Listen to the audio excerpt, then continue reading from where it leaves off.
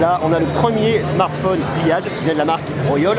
Je vous en ai déjà parlé. Et là, je suis très content parce que je le prends main pour la première fois, donc je vais le faire en direct avec vous.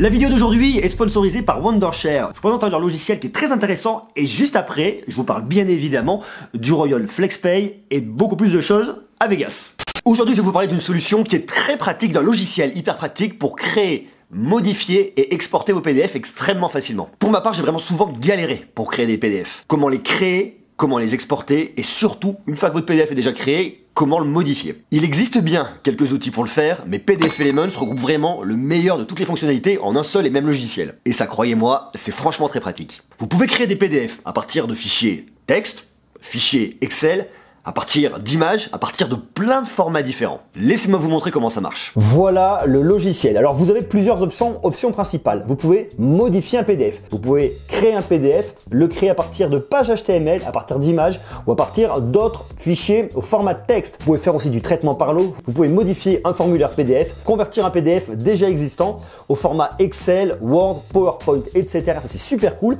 Et vous pouvez aussi combiner des PDF, créer un seul PDF en combinant plusieurs types de fichiers différents. Cette solution est vraiment polyvalente. C'est très facile de créer, éditer et asticoter vos PDF de tous les côtés. On fait exactement ce qu'on veut et ça simplifie concrètement la gestion de vos fichiers PDF. Je vous montre un premier exemple. Je veux créer un fichier PDF à partir d'une image. Je clique ici. Je vais ouvrir le dernier télé loisir dans lequel j'apparais. Bon, je vous passe le côté mise en page. Vous pouvez faire vraiment beaucoup de choses, ajouter des images, du texte, recadrer, filigrane, enfin, vous pouvez faire tout ce que vous voulez. Une fois que vous avez fait tout votre travail là-dessus, vous allez dans Fichier, vous enregistrez directement en PDF. Vous allez dans vos documents, vous retrouvez votre fichier PDF là. Franchement, c'est hyper cool.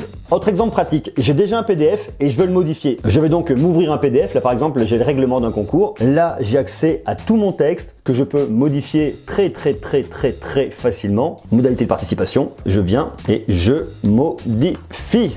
Ah, avec un E, c'est mieux. Voilà. Et vous voyez, c'est hyper simple. De la même manière, ensuite, je vais là, j'enregistre et ça va me réenregistrer directement mon PDF. Donc ça, c'est franchement hyper cool. Là, je vous ai montré quelques fonctionnalités de base, mais vous pouvez réellement faire ce que vous voulez, de la manière dont vous le voulez, et ça, franchement, c'est hyper pratique. Si vous voulez, vous aussi, améliorer complètement la gestion de vos PDF, et franchement, vous enlevez peut-être une épine du pied et vous facilitez la vie, je vous ai mis le lien en bas dans la description pour aller découvrir PDF Elements. Deuxième jour du CES, comme je le fais habituellement, je vais vous faire un petit tour de ma chambre pour vous montrer un peu ma chambre d'hôtel. J'aime bien partager ces petits moments privilégiés avec vous. Commençons par le commencement. Là, vous avez la porte. C'est assez grand. Là, vous avez un petit côté cosy salon. Alors, je le dis après, c'est peut-être parce qu'on est à Vegas. C'est quand même assez sale, hein. Franchement, c'est un truc qui a déjà vécu. Vous voyez, il y a quelques petites taches. Bon, on est un peu dans le jus, hein. C'est Vegas, c'est l'expérience, mais c'est assez marrant. La télé, alors ici vous avez une cuisine. Je sais pas si c'est vraiment une cuisine parce qu'il n'y a pas d'évier, il n'y a rien, mais c'est plutôt un espace, je dirais, de restauration. Avec un petit bar, il y a de quoi se poser. Vous avez ici le réfrigérateur avec juste pour moi une seule petite bouteille pour mon petit déj du matin. Forcément petit déj, forcément le matin. Donc là vous avez ma petite chambre, hein. Vous voyez, c'est quand même, ça donne sur le côté extérieur. C'est assez sympa, des petits rangements, c'est cosy, c'est mignon comme tout. Donc là vous avez l'entrée de la salle de bain, voilà, donc là vous pouvez vous laver les mains, petit évier. Là on est directement dans la chambre, hein. Vous voyez, mais bon, c'est quand même très pratique. Donc là vous avez la salle de bain avec des petits WC, une petite baignoire, voilà, ça c'est de la douche vraiment à l'américaine. Ok, bon bah il n'y a plus qu'à aller au CES maintenant. Petit hôtel très cosy avec une petite cour intérieure. Je suis à peine à, je pense, 5 minutes à pied du CES. C'est franchement hyper stratégique. L'année dernière, j'étais à 45 minutes en bus. Ça me change vraiment la vie. Bon, nous voilà au CES, là sur le stand de Royol. Royol a sorti le premier smartphone à écran pliable. Je viens de le prendre en main. C'est juste complètement hallucinant. Là, on a le premier smartphone pliable qui vient de la marque Royol. Je vous en ai déjà parlé. Et là, je suis très content parce que je le prends en main pour la première fois, donc je vais le faire en direct avec vous. Regardez. C'est assez marrant l'expérience. On a quand même une sensation de solidité avec le truc. C'est très surprenant. Ça fait très longtemps que je vous parle de smartphone à écran pliable. Et là, pour le coup, c'est vrai que c'est très surprenant. Alors, c'est une version qui est faite pour l'instant pour les développeurs, qui n'est pas encore commercialisée. En fait, j'ai juste à le prendre. Là, il est dans ce mode-là. Je le retourne. J'attends tranquillement. Voilà. Et il se met dans un autre mode. Là, vous avez un haut-parleur là, un autre haut-parleur là. Sur le côté, a priori par ici, vous avez le micro. Lorsque vous le fermez comme ça, vous le prenez, vous le mettez à l'oreille, vous passez en mode téléphone. Alors ça c'est bizarre parce qu'au final le truc est quand même assez épais, hein. C'est assez massif, on va pas se mentir. Mais sur le principe, pourquoi pas, ça a l'air sympa. Vous avez quoi? Double module photo, juste là, un flash. Et surtout ce qui est assez intéressant, c'est au niveau de la charnière. Ça s'ouvre d'un coup. On peut le mettre comme ça en mode paysage. Je peux, hop, naviguer directement. Là on sent un petit peu la petite charnière, ça fait un petit relief. C'est pas hyper dérangeant. La qualité de l'écran par contre est franchement assez bluffante, hein. C'est vraiment sympa. Donc l'écran se plie comme ça. Là vous avez tout le côté avec vos applications, vous pouvez naviguer. Et on voit qu'on a des petits raccourcis sur le côté. Bon ça c'est vraiment pour la partie logicielle, je ne sais pas ce que c'est. Ça doit être pour lire des trucs. Ça c'est quoi? Je tente en même temps, probablement des messages. Donc là on a des raccourcis de navigation. Là vous avez votre Android, bon c'est une surcouche locale. Mais franchement c'est plutôt pas mal. Bon là on est sur une version développeur pour le moment, donc il va falloir encore attendre un petit peu plus pour avoir quelque chose de plus abouti. Là sur le côté, sur la tranche, on a globalement pas grand chose. Et on passe de l'autre côté, hop, voilà. Là on a une version avec des infos, calendrier, des petits raccourcis. Ici ça doit être la caméra je pense, voilà, petite caméra sur le côté. Alors j'ai quoi? Photo, vidéo, portrait, voilà. Là je peux venir zoomer, zoom jusqu'à x10. Et là ce bouton c'est quoi? Switch to the... Donc là je me mets de l'autre côté. Et là je passe sur la caméra arrière. Ah ouais d'accord, donc ça c'est vachement drôle. Ça veut dire que pour passer de la caméra avant à la caméra arrière, en fin de compte, j'appuie ici, hop, il me demande de retourner directement de l'autre côté. Je retourne de l'autre côté, je me retrouve directement sur la caméra avant. Ça c'est voilà, je me vraiment poser la question, savoir comment ça pouvait marcher avec ces modules caméra. Et au final ça c'est malin. Donc là on voit qu'on a un mode qui est assez petit au final. Là j'appuie, hop, je retourne de l'autre côté. Oh, c'est trop cool. Et là j'ai quoi? Même un mode enfant. C'est quoi ça, un mode enfant? Je sais pas du tout. Ça c'est cool, mode nuit, mode enfant. Hop, d'un coup, tac, ça s'ouvre. Le gros inconvénient que je verrai là-dessus pour l'instant, c'est que c'est quand même franchement assez massif, hein. C'est très épais. C'est très gros, je ne sais pas si ça tient bien dans une poche, à voir, ça c'est vraiment à voir à l'usage. Sur le format, je suis un peu dubitatif, le fait que vous avez cette ouverture là, je trouve que c'est pas forcément ce qu'il y a de plus compact. C'est vraiment un produit à mon avis qui va se développer, on est sur le début. Je ne sais pas si c'est le FlexPay de Royol qui va vraiment l'emporter. Leur solution est un peu massive, à voir ce qu'a proposé Samsung de son côté avec son smartphone à écran pliable. En attendant, je trouve que c'est assez intéressant au niveau de voir cette techno qui avance. Puis le fait de pouvoir le prendre en main comme ça, de pouvoir le manipuler. Et après, ce que me disait la personne de chez Royol, c'est que c'est du plastique. Donc c'est complètement incassable. Donc c'est-à-dire que vous avez un écran OLED, vous avez du plastique sur le dessus, quelque chose de résistant. Et ça, pour le coup, bon, pourquoi pas. Là déjà on voit qu'on a quelques marques derrière. Je ne sais pas ce que c'est, si c'est le plastique qui a un petit peu morflé. À l'arrière vous avez absolument rien par contre, hein, voyez. Vous avez le nom du smartphone, FlexPay, vous avez Royol. Ici ça doit être bouton pour l'allumer, bouton de volume. On a de la recharge ici en USB type C. Ok, bon, voilà un peu pour cette info aujourd'hui. Je vous dis ça, on en reparlera d'ici quelques temps parce que les smartphones à écran pliable, pour moi, c'est quelque chose de vraiment très intéressant et qui va vraiment se démocratiser et devenir vraiment une vraie révolution. Et en tout cas, on voit que pour les usages, ce qui est vraiment intéressant, c'est pour le multimédia, pour le gaming, pour vraiment venir regarder vos films, vos séries dessus. Vous avez quelque chose qui est très grand. Cette solution, je la trouve pas complètement aboutie, mais c'est en tout cas un premier joli pas qui est fait. Et surtout, Royol est le premier à sortir ce produit, même si pour l'instant, il n'est pas dispo en France, même si pour l'instant, c'est qu'une version pour les développeurs, ça reste quand même vraiment encourageant. Parlons un peu de ce smartphone. Merci en tout cas à l'équipe de Royol de m'avoir reçu, c'est cool. Il tourne sur WatchOS et il est basé sur un Android 9.0. Ça, c'est cool, Android Pie. Il tourne sur un Qualcomm Snapdragon de la série 8. Pas plus d'infos là-dessus. Octa-core, ok, tout va bien, cadencé jusqu'à 2,8 GHz maximum. Alors l'écran, ça c'est intéressant. Il a une diagonale, une fois ouvert, de 7,8 pouces. C'est forcément un écran pliable AMOLED. Lorsqu'il est ouvert, il a une résolution, ah ouais, seulement de 1920 par 1440 pixels. C'est marrant parce que vu la taille de la dalle, je me serais attendu à avoir une résolution plus haute. Bon, une fois ouvert, il a un format 4 tiers et il a une densité de pixels de 308 pixels par pouce. Au niveau de la RAM, il y a deux versions, en tout cas il y aura deux versions, 6 Go de RAM, 8 Go de RAM.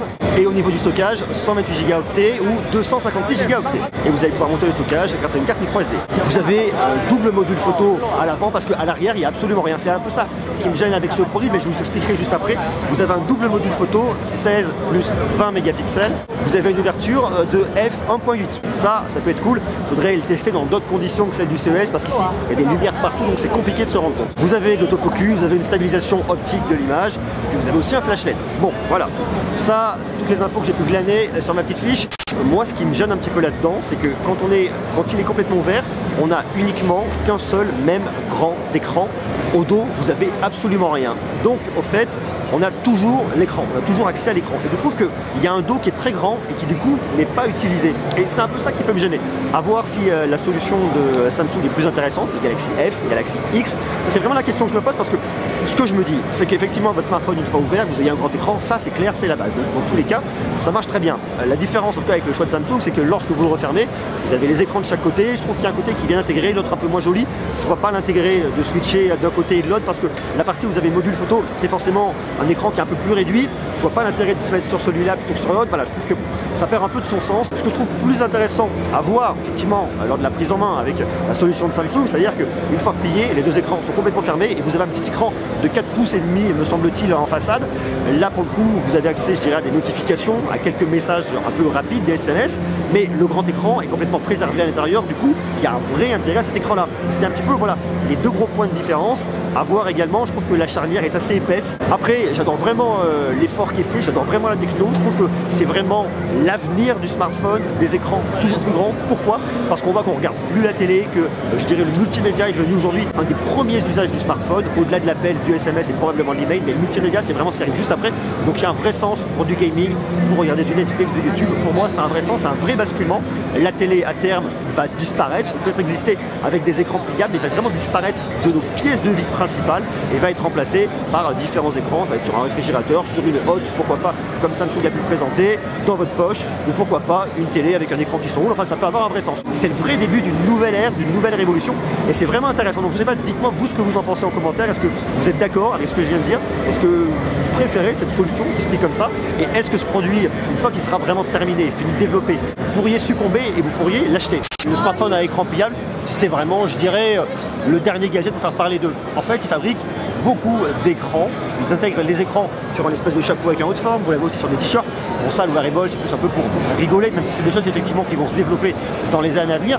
Mais en plus de ça, et ce qui est vraiment hyper intéressant, ils sont en train de développer une solution pour mettre des grands écrans dans votre voiture. Écrans pliables qui vont vraiment venir s'intégrer. Alors, l'idée, effectivement, c'est d'avoir des commandes directement dessus, comme vous aurez dans n'importe quel véhicule. Mais en plus de ça, de pouvoir intégrer du multimédia, pouvoir regarder un film lorsque vous êtes dans des embouteillages et que vous avancez à 2 à l'heure. Vous êtes vraiment, je dirais, bloqué. Et ce que je viens de dire à la personne de Furiol, c'est qu'à mon avis, ça en France, c'est mort de chez mort. Ça n'arrivera jamais, tout simplement parce que ça ne sera jamais autorisé par le gouvernement. En termes de sécurité, avec la sécurité route en arrière, j'imagine mal que ce soit autorisé en disant, même si vous avancez pas, vous pouvez regarder un film en même temps. À mon avis, ça va être très très compliqué pour l'intégrer dans les constructeurs français. Je ne sais pas d'ailleurs si vous êtes hors de France, dites-moi est-ce que c'est quelque chose qui vous pense en tout cas pour arriver dans votre pays. En plus, c'est ce qui est assez rigolo, c'est que vous avez un deuxième écran directement au niveau de votre volant. Donc vous avez des raccourcis, vous avez d'autres choses qui s'affichent directement au niveau du volant. Enfin voilà, c'est vraiment intéressant puisque tout ce que ça montre, c'est un vrai déplacement. Avant c'était la télé qui était le maître, le roi de l'écran. Les ordinateurs sont arrivés après, puis on voit que ça se développe de plus en plus, les smartphones. Et aujourd'hui, alors que l'écran était l'apanage de la télévision, ça devient complètement l'inverse. La télé va disparaître, en tout cas vraiment en train de se transformer. Et les écrans deviennent de plus en plus omniprésents. Il y en a dans les voitures, il va y avoir du wearable, il va y avoir plein de choses dans les années à venir. Là par exemple, vous avez typiquement un écran pliable qui est complètement intégré sur une enceinte. C'est exactement la même chose là-dessus. Alors vous avez un CES Innovation Awards, vous avez un écran qui fait complètement le tour de votre enceinte et c'est vrai que ça rajoute vraiment, c'est assez sympa. Vous pouvez avoir aussi des écrans pliables sur la décoration intérieure. Vous l'avez également, comme je vous disais, sur du wearable. Là typiquement vous avez un sac à main avec un écran pliable dessus, c'est aussi assez impressionnant. Regardez ça, là vous avez un haut de forme avec un écran pliable toujours chez Royol. Vous avez ensuite le t-shirt. Voilà, ça c'est aussi marrant. Des écrans pliables absolument de partout chez Royol. Un robot avec un écran tactile. L'écran est plié aussi, là on le voit de cette manière-là. Ah, ok. Problème de Wi-Fi, c'est pour ça que ça marche pas. Mais en tout cas, bon, c'est assez rigolo. En fait, ce qu'on voit ici, et ce qui est super intéressant, c'est leur stand. Bon, il y a des trucs qui sont un petit peu à revoir, mais ce qui est vraiment très intéressant, c'est le positionnement des écrans dans notre quotidien, ou en tout cas dans notre futur, dans notre avenir. C'est aux écrans à s'adapter aux objets, et c'est pas aux objets à s'adapter aux écrans. Donc le fait d'avoir des écrans pliables, c'est vraiment très intéressant. Voilà, je sais pas ce que vous en pensez, marquez tout ça en bas en commentaire.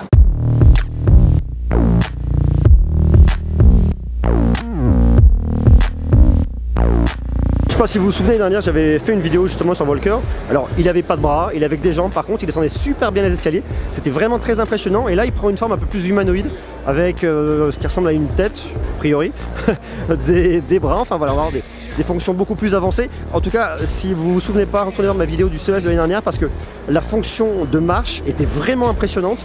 Il descend des escaliers, il peut jouer au ballon, c'est pas complètement fluide, en tout cas c'est vraiment hyper impressionnant.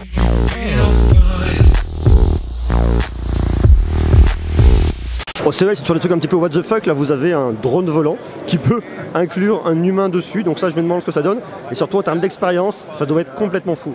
Ça c'est impressionnant, vous avez une reconnaissance des gens, des formes, ça les modélise complètement. Il y a un côté un peu Big Brother là-dedans, alors j'avais déjà vu l'année dernière, vous avez une vraie reconnaissance de visage. Le truc est assez flippant, ça dépend vraiment des usages, de ce qu'on peut en faire. En tout cas pour faire de la surveillance ou de la reconnaissance, bon, il y a un côté quand même hyper flippant. Ça c'est assez impressionnant parce qu'avec la main, sans aucun contact, sans aucun capteur, l'écran est complètement piloté, c'est assez cool. Là on est sur le stand de Huawei, un truc assez intéressant. Vous avez plein de petites figurines avec des visages, vous en avez qui tournent, d'autres qui restent statiques. Vous avez une espèce de petite caméra qui filme là. Et là, sur l'écran, ça vous fait de la détection de visage et ça vous calcule exactement le nombre de visages qu'il y a à un instant T. Alors pareil, dans les problématiques de security et de smart city, ça peut avoir un sens, ça reste quand même malgré tout un peu flippant. Mais en tout cas, on voit qu'on est vraiment là sur la gestion de la ville du futur en termes de sécurité, en termes de reconnaissance des personnes. Il y a aussi un côté assez intéressant.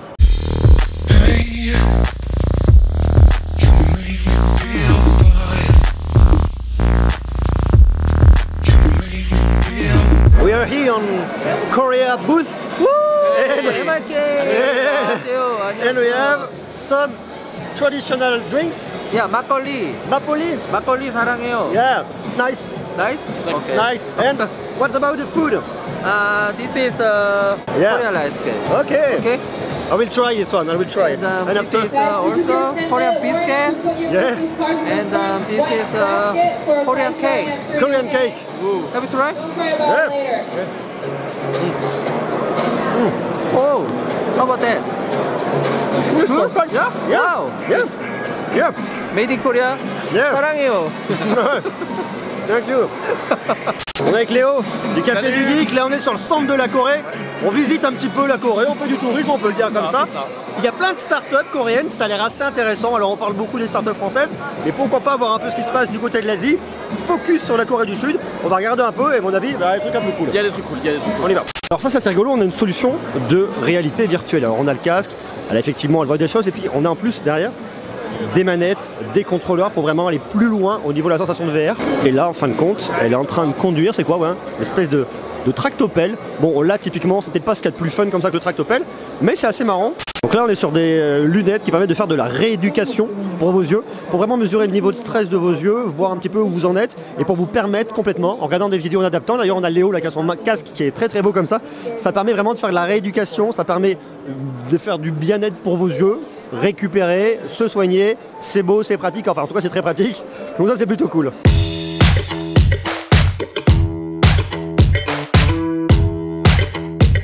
Voilà, c'est tout pour aujourd'hui. Je vous invite à me dire ce que vous en pensez en bas en commentaire du nouveau smartphone à écran pliable, le FlexPay du Royol.